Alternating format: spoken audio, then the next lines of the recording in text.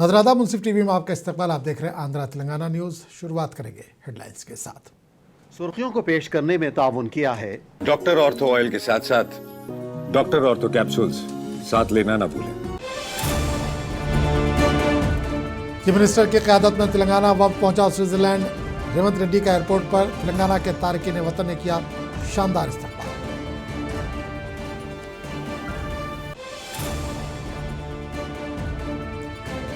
Harish Rao phone tapping मामले में SIT के सामने हुए पेशी से कबल तेलंगाना भवन पहुंचने पर कारकुनों ने की नारेबाजी।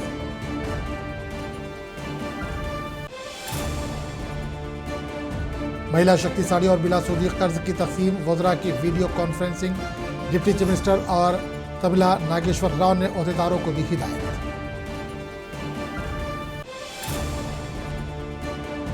तेलंगाना वक्फ बोर्ड चेयरमैन और एमएलए शक्करैया ने दरगाह हजरत जहांगीर पीरा रहमतुल्लाह अलैह का किया मुआयना। सैयद अजमतुल्लाह हुसैनी ने तरक्याती कामों का लिया जायजा। एपी हुकूमत का धान के किसानों को एक और तोहफा, धान की खरीदारी के दिन ही खातों में रकम मुंतकली के अहकाम।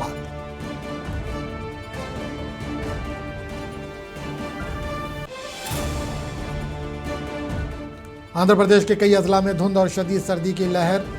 महकमे मौसमियात ने 6 अजला के लिए जारी किया अलर्ट।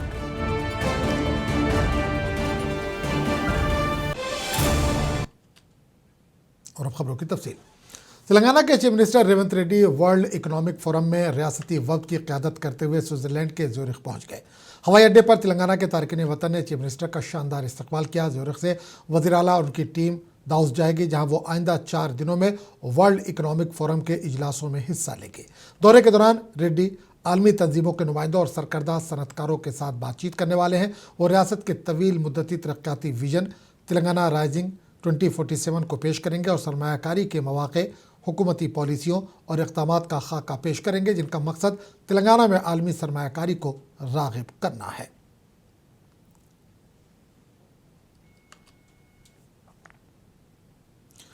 साबिक़ वज़ीर और बीआरएस एमएलए हरीश राव ने पार्टी के कारगुजार सदर केटी रामाराव से तेलंगाना भवन में मुलाकात की।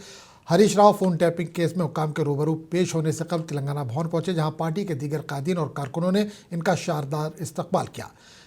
एसआईटी ने हरीश राव को नोटिस जारी करते हुए आज फोन टैपिंग केस में पूछताछ के लिए पेश होने की हिदायत दी थी। वाज़ेह है कि इस केस में एसआईटी पहले ही कई अफराद को नोटिस जारी कर चुकी है और इन सब से पूछताछ करते हुए तहकीकात को आगे बढ़ा रही है।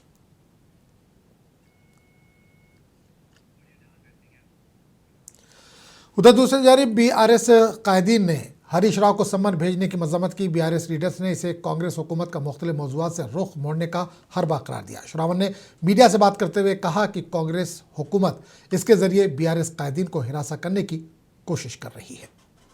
Can you not see that this is like Netflix telephone tapping series that is being directed, produced by Revanth Reddy just to harass the BRS leadership, tarnish the image of BRS leadership? If at all telephone tapping would have happened, it's a matter that could have been investigated, and then culprits, if at all they think that they are culprits, would have been punished by now. 2 years have gone, they've found nothing, and they are also doing the same kind of a telephone tapping even today. The ministers don't talk on regular phones. They only use either Signal or FaceTimes. They are doing telephone tapping, and they are making accusations that the previous government has done the telephone tapping. It's only a sort of a intimidation tactic or vindictive harassment tactic that Revanth Reddy has adopted. Whenever he fails, whenever his public perception comes down, he unleashes this weapon called or Netflix season called the telephone tapping case. Has already given a judgment saying that there is no evidence for phone tapping, and in fact the case is closed by Supreme Court of India also. In spite of that, state government, since the past 2 days, the state government's inefficiency or state government's the fight between the chief minister and the deputy chief minister, the fight between the chief minister's media channel versus the deputy chief minister's media channels has been out in the open. At the same time, Harish Garu exposed the irregularities in the coal tenders. Coal tenders were called back. Now, the Honorable CM, as his regular act, to divert the attention of people, has called in for a sit investigation on Harish, in spite of the Supreme Court ruling out any evidence in Harish's phone tapping case. So it's only a distraction game, like always, from our Honorable CM Revanth Reddy Garu. Otherwise, there's nothing to be worried about. Deputy chief minister Bhatti Vikramarka और वजीर ज़राअत T Nageshwar Rao ने शहरी इलाकों महिला शक्ति साड़ियों और बिला सूद कर्जों की तकसीम के सिलसिले में एक वीडियो कॉन्फ्रेंस की। इस मौके पर टी नागेश्वर राव ने कहा कि जिस तरह देही इलाकों में साड़ियाँ तकसीम की जाती इसी तरह मुंतखब शहरी इलाकों में भी साड़ियों की तकसीम मुकम्मल की जानी चाहिए। इन्होंने कलेक्टर्स को हिदायत दी कि वो इस बात को यकीनी बनाएं कि ज़िले के तमाम महकमों के अफराद तालमेल से काम करें और शहरी इलाकों में साड़ियों की तकसीम को कामयाब बनाएं। ఓటర్స్ ఎంతమంది ఉన్నారు, దానికి సరిపోని మీ దగ్గర ఉందా లేదా స్టాకు, లేకపోతే మొన్న ఇచ్చిన రూరల్లో ఇచ్చిన ఎక్కడన్నా జిల్లాలో మిగిలి ఉన్నాయా, వాటిని కూడా పూల్ చేసుకొని అందరు కలెక్టర్లు ఎక్కడా కూడా ఇచ్చిన దగ్గర మళ్ళీ మనకి సమస్య రాకుండా చూసుకోవాలి. ఎందుకంటే ఇచ్చి మళ్ళీ మనం నెగిటివ్ తెచ్చుకోవద్దు. డిస్ట్రిబ్యూషన్ పర్ఫెక్ట్గా కామ్గా సంతోషంగా హ్యాపీగా జరగాలి. ఒకటి ఇచ్చిన కాడికి ఫుల్ ఫ్లెడ్జ్డ్గా ఆ మున్సిపాలిటీ అయిపోవాలి. ఒకటి రూరల్లో డిస్ట్రిబ్యూషన్ కానీ చీరలు ఏడన్నా ఉంటే కూడా మీరు వెరిఫికేషన్ చేసుకొని అవి కూడా తెచ్చిపెట్టుకోండి. ఎందుకంటే వాటికి మళ్ళీ అక్కడ అవసరమైతే తక్కువైతే మళ్ళీ తర్వాత ఇద్దాం. నాకు ఎక్కడ కంప్లైంట్ రాలా రూరల్లో మనకి. మాకు తక్కువైన అన్నోళ్ళు ఎవరు లేరు, ఎంతమంది ఉంటే అంతమందికి ఇచ్చేసాం కాబట్టి. रियासती वज़ीर सेहत दामोदर राज नरसिम्हा ने हैदराबाद के नीम्स अस्पताल में नए कायम करदा stem cell centre of excellence lab का इफ्तिताह किया। इस मौके पर खिताब करते हुए वज़ीर ने कहा कि इनकी हुकूमत का बुनियादी हदफ गरीबों को जदीद तरीन तिब्बी खिदमात फराहम करना है। रियासती वज़ीर ने वजाहत की कि जिस तरह एक दरख्त बीज से उगता है इसी तरह स्टेम सेल्स के ज़रिए नए खलिए और आज़ा तख्लीक किए जा सकते हैं। दामोदर राज नरसिम्हा ने कहा कि जब हमारे जिस्म का कोई हिस्सा ख़राब हो जाता है या हटा दिया जाता है तो स्टेम सेल्स में इस हिस्से को ठीक करने की हैरत अंगेज ताकत होती है।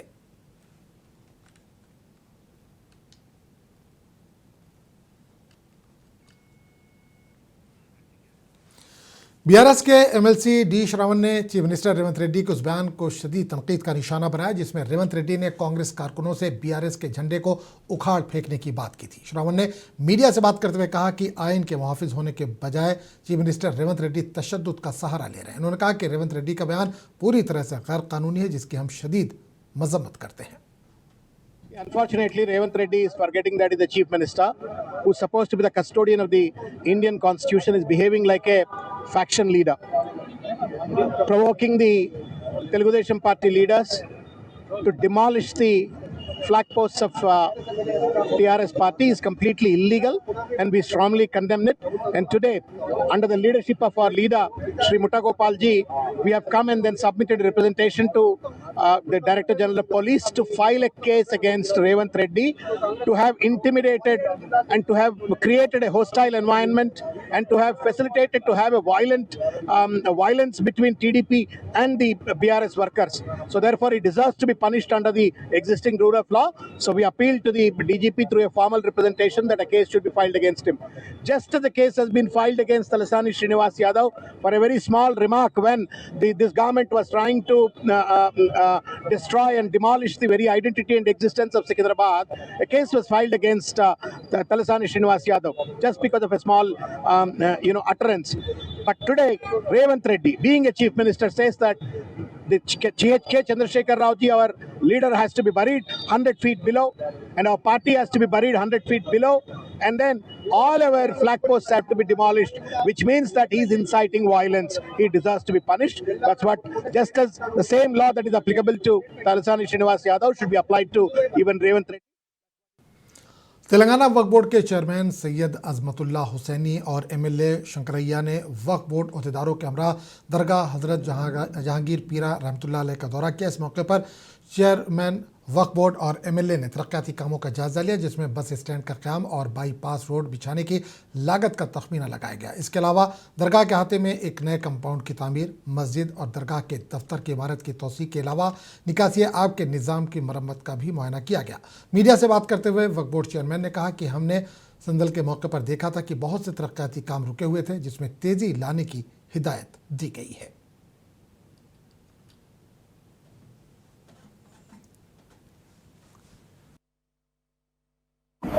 दरगाह हजरत जहांगीर पीर रहमतुल्लाह अलैह के उर्स के मौके पर 15 तारीख को संदल के जब मौके पर मैं और मुकामी एमएलए शंकर साहब का जब यहाँ पर हम संदल मुबारक हम जब पेश किए थे, उस वक्त हम यहाँ पर देखे कि बहुत सारे तरक्याती काम रुके हुए हैं।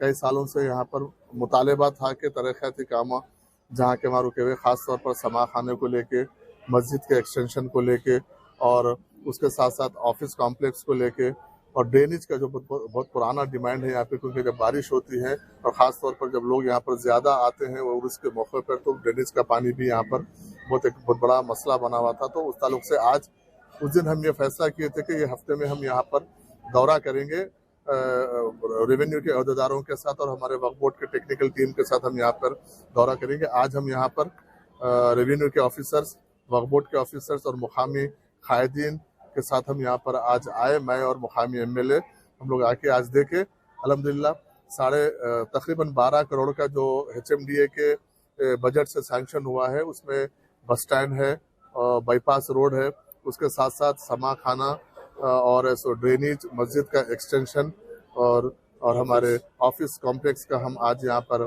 पूरा हम दौरा किए देखे हैं।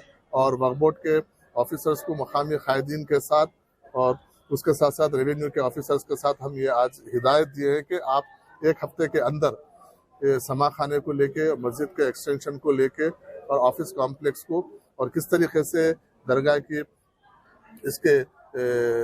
दरगाह की जो लोग यहाँ पर अतराफ में जिस तरीके से एक गंदगी मचा के रखे हुए हैं, तो उसको किस तरीके से ख़त्म करके एक साफ़ सुथरा माहौल पैदा करें और साफ़ सुथरा किस तरीके से सिक्योर करें। यहाँ पे ख़वातीन भी आते हैं, ज़ाहिर है दूर दूर से आते हैं, बच्चों को लेके आते हैं, बड़े बुजुर्ग आते हैं, तो उनको यहाँ पे नमाज के लिए मुश्किल हो रही है। जो लोग रास्ते में जो रुकावटें पैदा कर रहे हैं वो और सहूलतों को लेके बहुत सारे मुश्किलात हो रहे हैं, उसको आज हम यहाँ पे पूरा रिव्यू किए हैं और इंशाल्लाह अगले एक हफ्ते में 10 दिन में हम उसका एक ब्लूप्रिंट बना के फिर मैं खुद यहाँ पर आके दौरा करके यहाँ पर देख के उसको फिर काम जल्द से जल्द शुरू करके इंशाल्लाह मैं और एमएलए साहब हम आज डिस्कस किए हैं कि जो तरक्याती काम आए अगले 1 साल के अंदर यहाँ पर तमाम, चाहे वो समा खाना हो, कॉम्प्लेक्स हो, ऑफिस कॉम्प्लेक्स, मस्जिद वगैरह का काम जल्द से जल्द हम खत्म करने की इंशाल्लाह हम कोशिश करेंगे और तमाम लोगों से इसमें ताउन की भी अपील करते हैं, क्योंकि खास तौर पर वज़ीर आला रेवंत रेड्डी साहब की ये दिलचस्पी रही है कि कहीं पर भी मजहबी मकामात को जितनी सहूलतें हो सकती है सहूलतें दें। बीजेपी लीडर नरसैया गौड़ ने मनरेगा की जगह लेने वाले जी राम जी बिल की सताइश की। इन्होंने कहा कि वीबीजी राम जी कानून देही इलाके में बेमिसाल तब्दीली लाएगा। इन्होंने कहा कि इससे न सिर्फ मजदूरों के रोजगार में इजाफा होगा बल्कि इनके माशी हालात में भी सुधार लाया जाएगा। नरसैया गौड़ ने कहा कि वज़ीर आज़म ने जी राम जी कानून में नए और इनकलाबी तब्दीलियाँ की हैं जो देही इलाकों में बड़े पैमाने पर तब्दीलियाँ लाएंगे। जी Ram ji is not a dilution of the Manrega. It is in fact a progressive asset creation, strengthening of the scheme by the Modi ji. Imagine we have spent so far 11,57,000 crores in the last 20 years. Can you imagine? 11,57,000 crores, out of which 9,57,000 was spent by the Modi ji. But if you go in any village, you hardly see any asset creation. With the 11 lakh crores we have spent on the Manrega, we could have built 3.6 crores new houses. We could have created an irrigation facility for the 11 crore acres of the land. We could have laid 1,15,000 kilometers of national highway. We could have built 19,000 100-bedded hospital. It is our public money. Imagine 11 lakh crores. That's the reason why Modi ji has brought some new changes in J Ramji so that employment and capital empowerment both are created, and with this it is not a normative real budget of 1,57,000 crores per annum, out of which 95,000 crores is given by the government of India by the Modi ji. With this, in each village, you can create a rural infrastructure, we can create agriculture infrastructure, we can create a climate control mechanism, and also we can create a permanent assets like a poultry sheds, like a schools, Anganwadi schools, and rural roads. So much of infrastructure could be created. It becomes a boon for the Gram Panchayatis, and it is the Gram Panchayat who are ready, who will be in charge of designing. Andhra Pradesh हुकूमत ने धान के काश्तकारों को एक और खुशखबरी सुनाई है। रियासती वजीर एन मनोहर ने कहा कि अब से धान की खरीदारी के दिन शाम को ही किसानों के खातों में नकद रकम जमा करने के इकदाम किए जा रहे हैं और इस सिलसिले में अहदेदारों को हिदायत जारी कर दी गई है। वजीर ने विजयवाड़ा में सिविल सप्लाईज कमिश्नरेट में धान की खरीदारी पर अहदेदारों के साथ जायजा मीटिंग की। इस मौके पर इन्होंने वजाहत की कि तिरुपति, नेल्लोर, बापटला और गुंटूर अजला में खरीफ के धान की खरीदारी का अमल अभी भी जारी है। इन्होंने कहा कि हुकूमत ने 41.69 लाख टन धान खरीदा है। इन्होंने कहा कि पहली बार कृष्णा और गुंटूर अजला से किसानों को बगैर किसी वक्त के धान पहुंचाने के लिए खुसूसी ट्रेन का इंतजाम किया जा रहा है। इन्होंने कहा कि नमी की मिकदार, GPS और ट्रांसपोर्टेशन जैसे मसाइल पर मौसर तरीके से काबू पा लिया गया। रियासती वजीर ने अहदेदारों को मशवरा दिया कि वो आइंदा रबी के धान की खरीदारी के लिए पूरी तरह से तैयार रहे और किसान खिदमत मराकज़ में जदीद टेक्नोलॉजी के इस्तेमाल में अमले को तरबियत दें।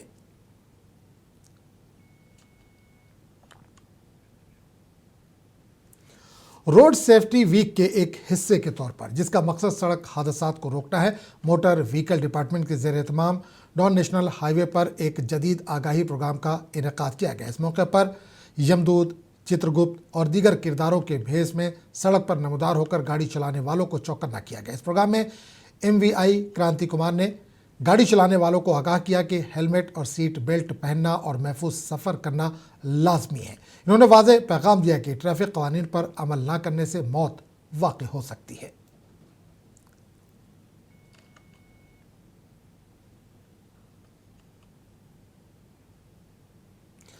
जिला कलेक्टर डॉक्टर श्रीधर चिरकुरी ने कहा कि जिला कड़पा में 23, 24 और 25 जनवरी को मुनक्किद होने वाले प्रोग्राम को पुरअमन माहौल में कामयाब बनाने के लिए तमाम इंतजाम किए जाएंगे।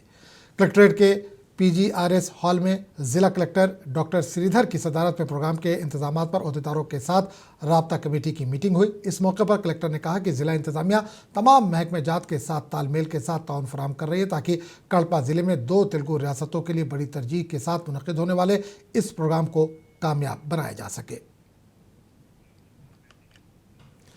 अनामाया जिले के गोडिया मंडुला में एक औरत को उसके घर के करीब चाकू से डराकर सोना चुराने की कोशिश की गई। मुतासरा की शिकायत पर पुलिस ने मुकदमा दर्ज कर लिया। इस सिलसिले में पुलिस ने नरेश नामी शख्स को गिरफ्तार कर लिया। तहकीकात के दौरान ये बात सामने आई कि मुलजिमान RTC और प्राइवेट बसों से लैपटॉप की चोरी में मुलविस थे। इनके कब्जे से 23 लैपटॉप, 21 लैपटॉप चार्जर्स, एक हीरो पैशन 2 व्हीलर, एक हीरो सेलफोन और एक चाकू जब्त किया गया। इन सब की मालियत 15 लाख रुपए के करीब बताई जा रही है।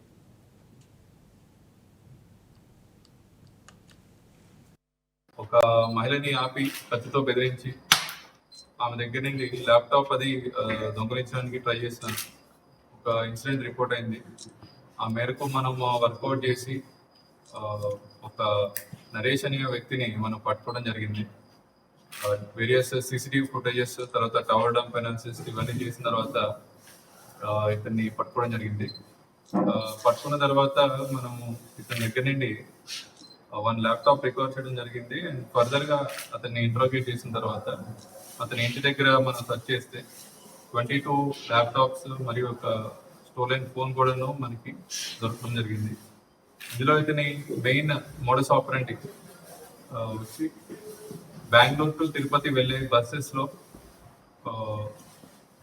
జనాలతో పాటు పబ్లిక్తో పాటు ఎక్కి వాళ్ళని అబ్జర్వ్ చేసుకొని ఎవరైనా సరే ల్యాప్టాప్స్ కానీ ఫోన్స్ కానీ వాల్యుబుల్ ఫోన్స్ ల్యాప్టాప్స్ అయినా పట్టుకొని వెళ్తే వాళ్ళు పడుకొని ఉన్న సమయంలో ఆ ల్యాప్టాప్స్ని తీసేసి బయటికి నియర్ బై స్టాప్ ఎక్కడైతే ఉంటుందో ఆ స్టాప్ దగ్గర దిగిపోయి ఫర్దర్గా తిరుపతిలోని వేరే వాళ్ళకి అమ్మడం జరుగుతుంది. ఇందులో ఇతను ఇప్పటిదాకా 23 ల్యాప్టాప్స్ స్టోర్ చేసినట్టు తెలుస్తుంది. అండ్ ఫర్దర్గా మనం మొబైల్ ఫోన్ కూడా ఒకటి అతను ఇదే క్రమంలో రికవర్ చేసుకొని మనము ఈ సీజన్లో చూపెట్టడం జరుగుతుంది. ఇందులో మనకి ఆల్రెడీ 4 to 5 పర్సన్స్ ఎవరైతే ల్యాప్టాప్ పోగొట్టుకున్నారో వాళ్ళు పర్సన్స్ ఐడెంటిఫై అయ్యారు. మిగిలిన 18 మందికి కూడాను మనం ఈ మ్యాక్ ఐడీస్ పెట్టుకొని మ్యాక్ ఐడి ద్వారా ఫర్దర్ రిసీవ్ ఎవరైతే యూజర్ ఉంటారో యూజర్ డీటెయిల్స్ అవన్నీ తెలుసుకొని వాళ్ళ ద్వారా మనకి మెయిన్ ల్యాప్టాప్స్ ఎవరైతే పర్చేస్ చేస్తున్నారో వాళ్ళని మనము కనుక్కొని వాళ్ళకి హ్యాండ్ ఓవర్ చేయడం జరుగుతుంది. Most of the laptops suspecting Bengaluru కానీ తిరుపతి వాళ్ళు అయిండొచ్చని అనుకుంటున్నాము. అండ్ ఇందులో ఇంకో ముఖ్య విశేషం ఏంటంటే ఈ ముద్దాయి మీద ఆల్రెడీ 2 కేసెస్ ప్రీవియస్ గా రిజిస్టర్ అయి ఉన్నాయి. ఒకటి గుర్రంకొండలో చీటింగ్ కేసు మరియు తిరుపతిలో సేమ్ మొబైల్ ఫోన్స్ దొంగిలించినందుకు థెఫ్ట్ కేసు కూడా పెట్టడం జరిగింది. సో ముద్దాయిని మనం ఈరోజు రిమాండ్ చేయడం జరుగుతుంది. అండ్ ఫర్దర్గా ఎవరైనా సరే ల్యాప్టాప్స్ పోగొట్టుకుని వాళ్ళు మేబీ కంప్లైంట్ ఇవ్వకపోయినా లేదంటే పోలీస్ వాళ్ళకి అప్రోచ్ అవ్వకుండా ఉంటే ఈ ల్యాప్టాప్స్ వాళ్ళ వైపు ఉంటే వాళ్ళని కూడా వచ్చి ఐడెంటిఫై చేసుకోవాల్సిందిగా అన్నమయ్య జిల్లా పోలీసు తరఫున తెలుపుతున్నాము. అండ్ ఈ ఎఫర్ట్ పెట్టిన ఎంటైర్ సంబేపల్లి పోలీస్ बीसीवाई पार्टी के बानी बी रामचंद्र यादव ने वजीर नारा लोकेश पर इल्ज़ाम लगाया कि वो वाहिद लीडर है जो 2 साल मखलूत हुकूमत के दौरान रियासत के वसाइल का इस्तेहसाल करे। उन्होंने कहा कि अफसोसनाक है कि हुकूमत तरक्की के नाम पर रियासत में कीमती ज़मीनों को कॉरपोरेट सिस्टम के साथ जोड़ने का काम कर रही है। रामचंद्र यादव ने मुस्लिम समाया वेदिका के नायब सदर मौलाना बेग के साथ मंगलगिरी हल्के के चन्ना काकानी गांव में वक्फ बोर्ड के 70 एकड़ ज़रई अराजी का मुआयना किया। इस मौके पर मीडिया से बात करते हुए इन्होंने रियासती हुकूमत को तनकीद का निशाना बनाया। అనేక రకాల దోపిడీ జరుగుతోంది ఈ రాష్ట్రంలో. అందులో ప్రధానంగా జరుగుతున్నది ఏంటంటే భూదోపిడీ. వాళ్ళ పుత్రరత్నము సర్వశాఖ మంత్రి నారా లోకేష్ నాయుడు గారి ఆధ్వర్యంలో అతనికి సంబంధించిన విద్యాశాఖ తప్ప మిగిలిన అన్ని శాఖల్లో వేలు పెడుతూ ఈ రాష్ట్రానికి సంబంధించిన వనరులు కావచ్చు, భూములు కావచ్చు, ఏ విధంగా దోపిడీ చెయ్యాలనే అంశం పైన 24 గంటలు పనిచేస్తున్న ఒకే ఒక్క వ్యక్తి ఎవరైనా ఈ రాష్ట్రంలో ఉన్నారంటే అది నారా లోకేష్ నాయుడు గారు.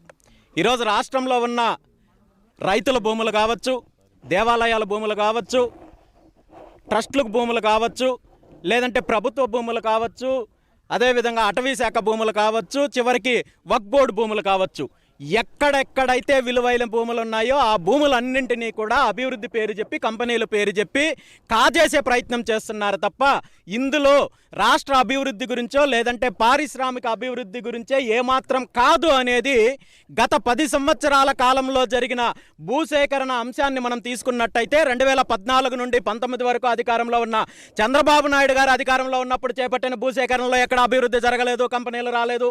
ఆ తర్వాత జరిగిన 2019 నుండి 24 వరకు అదే జరిగింది.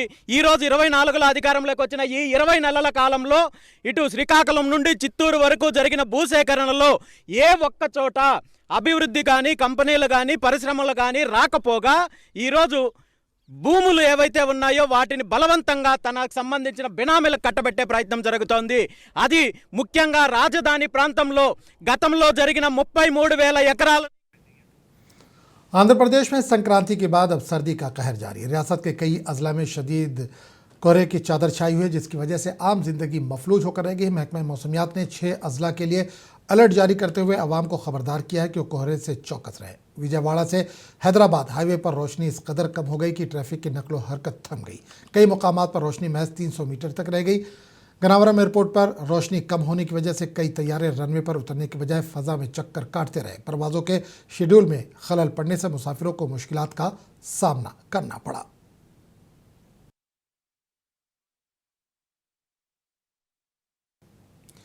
केवीआर ट्रेवल्स की एक स्लीपर बस भदादरी कोतागुडेम ज़िले के दम्मापेटा मंडल के गुट्टूगुडेम में उलट गई। ये स्लीपर बस जो 40 मुसाफिरों के साथ राजमुंदरी से हैदराबाद जा रही थी, बेकाबू होकर शोरेपेट से 20 किलोमीटर आगे जाने के बाद कुट्टोगुड़ियम में सड़क के किनारे खेतों में उलट गई, जिसकी वजह से 12 अफराद जख्मी हुए। जिस वक्त हादसा पेश आया, मुसाफिरीन नींद में थे, जिसकी वजह से इन्हें कुछ समझ नहीं आया। मुकामी अफराद ने फौरी मुदाखलत करते हुए मुसाफिरों को बस से बाहर निकाला। इतला मिलते ही पुलिस जाए वक़ूफ़ पर पहुंची और जख्मियों को इलाज के लिए पुलिस गाड़ियों और एम्बुलेंस में सरकारी अस्पताल मुंतकिल किया गया। इस दौरान ड्राइवर ने दावा किया कि हादसा ब्रेक फेल होने की वजह से पेश आया।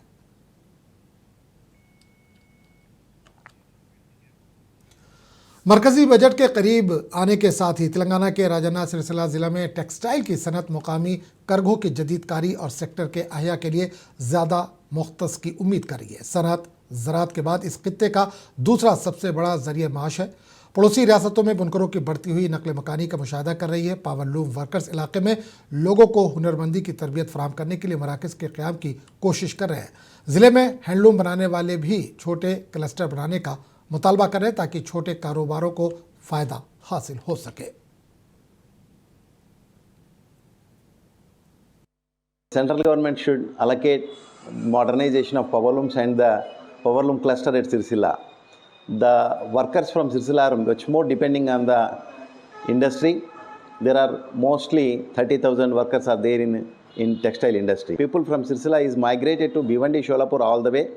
They will be coming back and they will be enjoying their livelihood with family.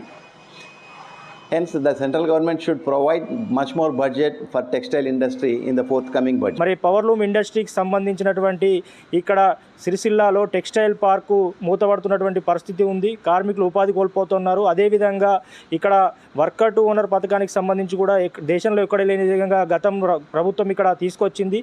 దానికి కూడా కేంద్ర ప్రభుత్వం నుంచి నిధులు అందించే విధంగా, అదేవిధంగా ఇక్కడ వస్త్ర పరిశ్రమ అభివృద్ధికి సంబంధించి మరి కేంద్ర ప్రభుత్వం నుంచి కామన్ ఫెసిలిటీ సెంటర్లు ఏర్పాటు చేయడం ద్వారా, అదేవిధంగా ఇక్కడ కార్మికులకు నైపుణ్య శిక్షణ కేంద్రాలు ఏర్పాటు చేయడం ద్వారా ఇక్కడ పరిశ్రమలు మరి డెవలప్మెంట్ అయ్యే అవకాశం ఉంటుంది. ప్రతిసారి బడ్జెట్లో ఏ విధమైన నిధులు కేటాయించడం జరుగుతలేదు.